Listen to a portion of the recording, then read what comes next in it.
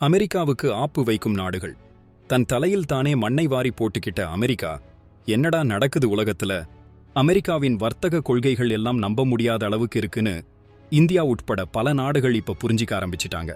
அதனால அவங்க ஒரு புதுப்பாதையை தேட ஆரம்பிச்சு கனடா பக்கம் போயிட்டு இருக்காங்க. இதனால வட அமெரிக்காவோட விநியோகச் சங்கிலியே மொத்தமா மாறி போச்சுன்னு அரசியல் வல்லுநர்கள் சொல்றாங்க. குறிப்பா 7 நாடுகள் ஒன்னு சேர்ந்து அமெரிக்காவை ஒதுக்கிட்டு கனடா கூட பெரிய பெரிய வர்த்தக ஒப்பந்தங்களை போட்டிருக்கிறாங்க.